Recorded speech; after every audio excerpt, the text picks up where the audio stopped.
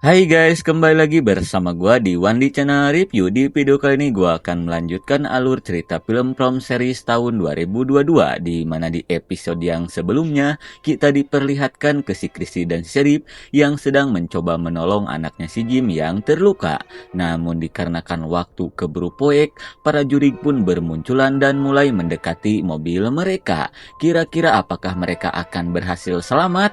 Oke lah, daripada kebanyakan bacot di awal kayak pejabat yang sedang kampanye, mending saksikan saja alur cerita film kali ini. Tapi jika kalian suka dengan video ini, seperti biasa silahkan ditekan saja tombol subscribe-nya dan aktifkan lonceng notifikasinya agar tidak ketinggalan video terbaru dari channel ini.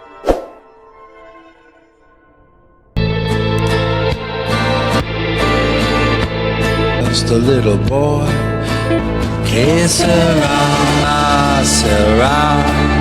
will be of my own. Will I be pretty? The future's not out. Sera, sera, sera. Di episode yang kedua ini kita diperlihatkan ke si Christy dan si Sherip yang berniat mencabut kayu yang mencucuk cokornya si Ethan. Namun seketika mereka pun dikagetkan oleh seseorang yang menanyakan keadaan mereka. Dirasa bala bantuan datang, si Jim pun berniat mengeceknya keluar. Jim, look, stop. Namun jelas saja si Sherip langsung melarangnya, di mana si Sherip memberitahukan bahwa itu bukanlah manusia melainkan si makhluk yang mencoba menipu mereka. Si Sherip pun menjelaskan walaupun mereka memiliki batu penghalang, namun batu itu tidak akan berfungsi saat pintunya terbuka. Setelah menjelaskan itu, si Christy pun meminta ke si Jim untuk kembali menenangkan si Ethan karena kembali kejang-kejang. It's okay. Di waktu yang bersamaan kita pun diperlihatkan ke si Deputi dan yang lainnya yang sedang berlari ketakutan menuju sebuah rumah tempat di mana anaknya si Sherip tinggal. Should we go back? In there, why are we? Melihat si Elis dan yang lainnya datang, si Kewes bernama Fatimah pun berniat untuk membukakan pintu. Namun si botak melarangnya karena dia merasa itu adalah si makhluk yang mencoba menipu mereka.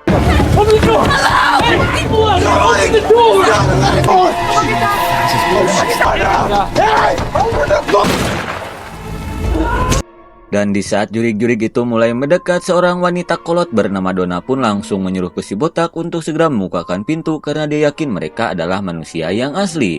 Hingga akhirnya mereka pun berhasil masuk ke dalam rumah sebelum jurig-jurig itu memangsa mereka. Namun sesampainya di dalam, demi keamanan semuanya, si Donna pun menyuruh ke si botak untuk mengikat si Julie dan ibunya. Ow, it's okay. Tie them up.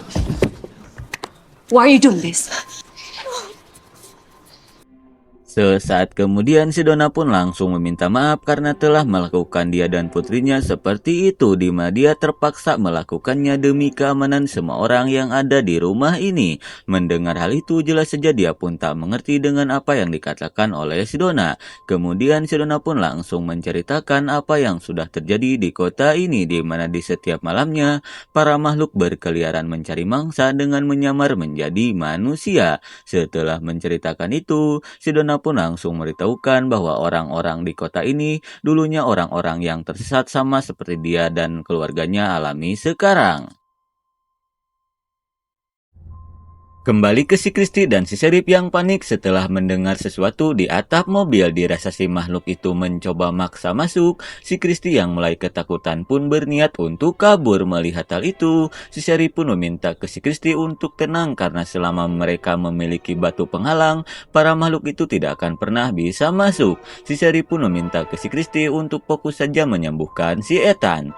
Setelah mendengar hal itu, si Christy yang mulai tenang pun langsung mengajak si Sherip dan si Jim untuk membantunya mencabut kayu yang mencucuk cokornya si Ethan. Ready? It's okay. Good. Hold it. Oh, that's all right. That's all right. Please stop it. It's gonna be okay.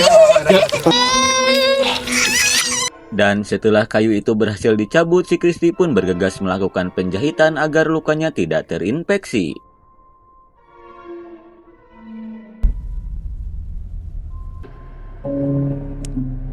Kemudian kita dialihkan ke si Cucun yang merasa bersalah karena telah menghabisi si Jody, dan ternyata alasan dia menghabisi Jody karena telah mendapatkan bisikan dari sesosok makhluk.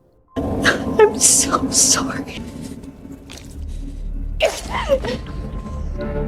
Di tengah rasa bersalah, si Cucun pun kembali mendapatkan bisikan di mana sosok itu menyuruh ke si Cucun untuk melakukan sesuatu.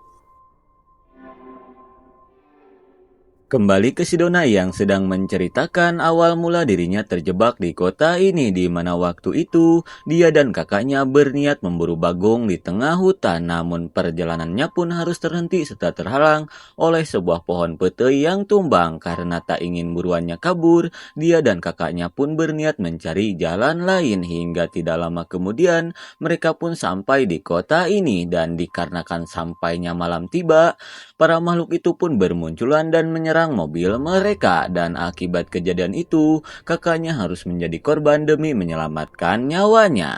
Ripped it clean off. So I found a place to hide them and hid. Setelah menceritakan itu, si Dona pun menyuruh ke ibunya si Julie untuk segera beristirahat karena besok mereka akan menjemput si Jim dan yang lainnya. Lalu kita dialihkan ke si Christine yang baru saja selesai menjahit lukanya si Ethan. Melihat keadaan si Ethan mulai membaik, mereka pun bergegas beristirahat. What'd you say? It's a drawing on the wall.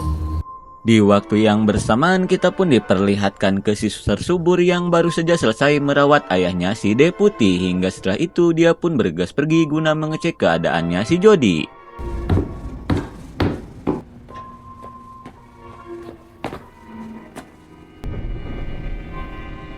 Dan betapa shocknya si suster setelah melihat si Jody sudah modar mengenaskan. Di tengah kengerian seketika dia pun panik setelah melihat dua sok jurig sudah ngejogrok di depan pintu. Melihat hal itu, dia yang ketakutan pun bergegas bersembunyi. Kira-kira apakah si suster akan baik-baik saja? Kemudian kita diperlihatkan lagi ke si Cucun. Sesampainya di rumah, dia pun langsung menceritakan ke kakaknya apa yang sudah dia lakukan, di mana dia terpaksa melakukan itu setelah mendapatkan bisikan dari sosok gadis bocil, di mana bocil itu menyuruh ke si Cucun untuk menghabisi para penduduk kota, karena dengan hanya itulah si Cucun bisa keluar dari kota ini. Dan ternyata si Cucun jugalah yang telah membukakan pintu klinik agar para makhluk itu bisa masuk. Kembali ke si Christy. Di saat si Sheriff sedang terlelap tidur, si Jim yang penasaran dengan batu itu pun berniat untuk mengambilnya. Dan setelah si Jim mengambil batu itu, tiba-tiba... Namun untungnya kejadian itu hanyalah mimpi buruk si Christy saja. Melihat semuanya sudah terbangun, si Sheriff pun mengajak yang lainnya untuk segera keluar dari mobil karena hari sudah pagi.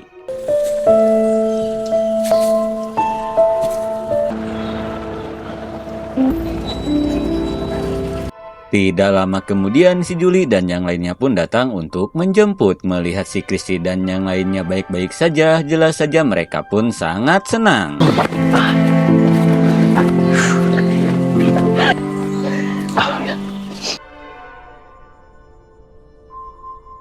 Singkat waktu, kita pun diperlihatkan ke si Deputi dan si Christy yang baru saja tiba di klinik. Namun seketika mereka pun panik setelah melihat keadaan klinik sudah acak-acakan. Dirasa sudah terjadi sesuatu, mereka pun bergegas mengeceknya.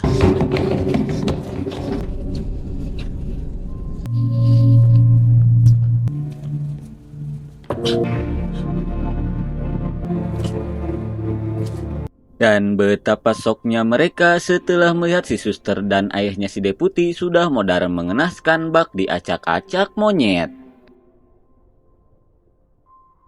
Setelah menguburkan jasad si ayah, si Kenny pun terlihat sedang menebang pohon petai guna menghilangkan kesedihannya. Melihat kedatangan si Sheriff, si Kenny pun langsung menanyakan keadaan si Jim dan keluarganya. Kemudian si Sheriff pun memberitahukan bahwa saat ini si Jim dan keluarganya tinggal di sebuah rumah koloni untuk sementara waktu. Setelah mendengar hal itu, si Kenny yang tak ingin ada lagi korban seperti ayahnya pun meminta ke Sheriff untuk mencari deputi baru agar bisa memperketat penjagaan. Things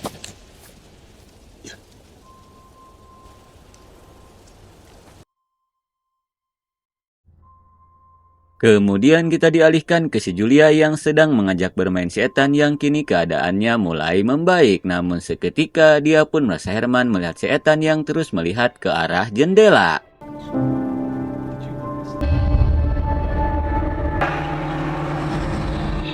Dan ternyata si Ethan melihat sosok bocil yang terus memperhatikannya dari luar. Kira-kira siapakah bocil itu? Kalem karena episode 2 pun sudah berakhir. Oke lah ngap, mungkin segitu saja pembahasan kali ini. Terima kasih yang sudah menonton. Maaf jika ada salah kata. Nantikan episode kelanjutannya hanya di Wandi Channel Review. See you next and bye-bye.